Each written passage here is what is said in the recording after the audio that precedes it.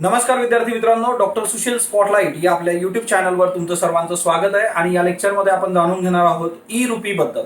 आता E RuPay हे प्रकरण काय आहे, तर हे एक पेमेंट सिस्टीम आहे बघा, है ना. Digital payment system. आपल्याला माहित आहे की डिजिटल इंडिया हा एक महत्वाकांक्षी प्रोजेक्ट आपण राबवतोय. त्या संबंधीची आज एक न्यूज आपण कव्हर केली होती की डिजिटल ट्रान्झॅक्शन जे आहे ते जुलै 2021 मध्ये सर्वाधिक झालेले आहेत बघा, है ना.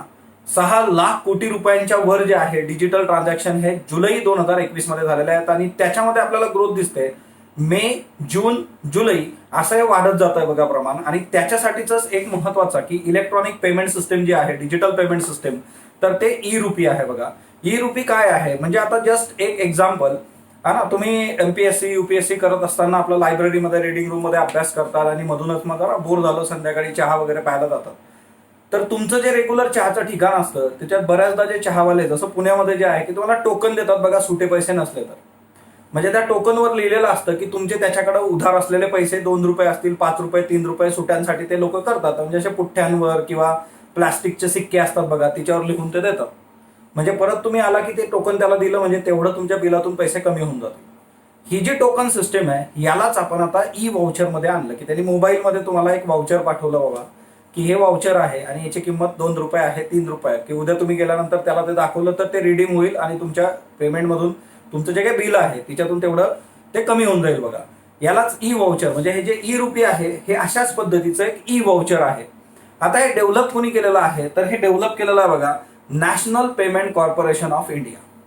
नॅशनल पेमेंट कॉर्पोरेशन ऑफ इंडियाने ज्या वेळेस डेव्हलप केलेलं आहे तर यावेळेस त्यांनी पर्टिक्युलरली हे जे ई वाउचर आहे याच्यासाठी काही बेसिक गोष्टी ठरवल्यात. एक तर सगळ्यात महत्वाची गोष्ट की हे जे आहे बघा कॅशलेस आणि कॉन्टॅक्टलेस असं असणार आहे बघा, हा ना. कारण हे प्रीपेड असेल, इलेक्ट्रॉनिक वाउचर आहे तर कॅशचा काही संबंध येत नाही, कॉन्टॅक्टचाही संबंध येत नाही. तुम्ही डायरेक्टली इलेक्ट्रॉनिकली पे करू शकता, हा ना. डिजिटल आहे बघा. दुसरी महत्वाची गोष्ट जी आहे की हे जे आहे वन टाइम पेमेंट सिस्टम आहे. एकदा वापरलं विषय संपला, वन टाइम सिस्टम आहे बघा. याला तुम्ही कसं ऑपरेट करू शकता, तर QR कोडच्या माध्यमातून करू शकता, SMS च्या माध्यमातून, किंवा वेळ पडली तर OTPच्या माध्यमातून पण हे वर्क होऊ शकतं. आता नॅशनल पेमेंट कॉर्पोरेशन ऑफ इंडियाने ज्यावेळेस याला डेव्हलप केलं तर त्यावेळेस त्यांनी कोलॅबरेशन केलेलं आहे बघा.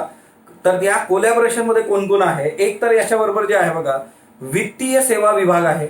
त्याच्यानंतर दुसरं याच्याबरोबर आहे ते म्हणजे काय, आरोग्य व कुटुंब मंत्रालय याच्याबरोबर आहे. आणि तिसरं जे आहे राष्ट्रीय आरोग्य प्राधिकरण, या तिघांबरोबर यांनी जे आहे ते कोलॅबरेशन केलेलं आहे, NPCI.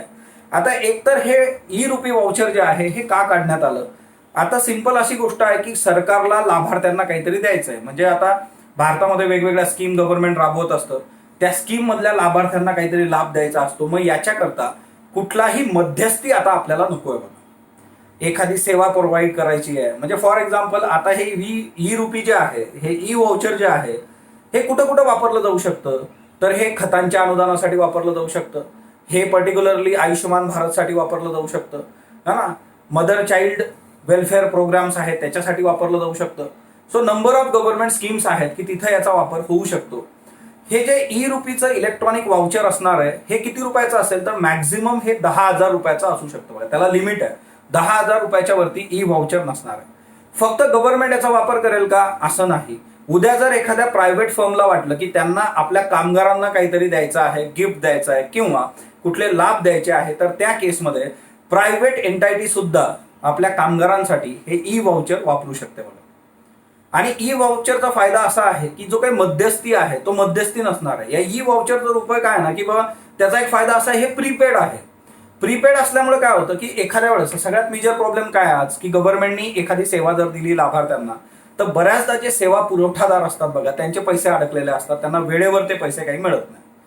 मग आता हे प्रीपेड वाउचर असल्यामुळे काय असणार आहे की हे त्या लाभार्थ्याच्या मोबाईलमध्ये जाईल आणि तो त्याच्या थ्रू डायरेक्टली पेमेंट करू शकतो. आणि ते प्रीपेड आहे त्याच्यामुळे जो सेवा पुरवठादार आहे त्याला थांबावं लागणार नाही, त्याला त्याचे पैसे लगेच मिळून जातील. हा याच्यातला एक बेसिक फार महत्वाचा मुद्दा आहे. दुसरी महत्वाची गोष्ट जी आहे की याच्यासाठी व्हॅलिडिटी पण असणार आहे. ज्यावेळेस तुम्हाला हे वाउचर प्रोव्हाइड केलं जाईल, जसं तुम्ही एखाद्या मॉलमध्ये एखाद्या दुकानामध्ये खरेदी करता, जर तुमची खरेदी जरा काही विशिष्ट अमाऊंटची असली तर ते तुम्हाला एखादं वाउचर देतात, कागद देतात की तिच्यावर सांगतात की पुढच्या 15 दिवसात परत दुकानात तुम्ही जर आलात तर तुम्हाला 500 रुपये सूट, 200 रुपये सूट पुढच्या खरेदीवर. तसं ती जी व्हॅलिडिटी त्याने दिली तशीच व्हॅलिडिटी या ई रुपीला असते बघा, या ई वाउचरला असणार आहे की त्या व्हॅलिडिटीच्या काळामध्ये जर तुम्ही ते वापरलं तर ते तुमच्यासाठी व्हॅलिड असणार आहे। जोपर्यंत ते तुमच्या मोबाईलमध्ये आहे तेवढ्याच दिवसांसाठी ते तुमचं आहे, अदरवाईज मग त्याचा वापर होणार नाही किंवा ते तिथून मग निघून जाईल, दॅट इज द थिंग। असा हा ई रुपी हा एक डिजिटल पेमेंट किंवा इलेक्ट्रॉनिक व्हाउचरद्वारे जे आहे डिजिटल इंडियाला गती देण्याचा एक फार महत्वाचा प्रोजेक्ट आहे बघा।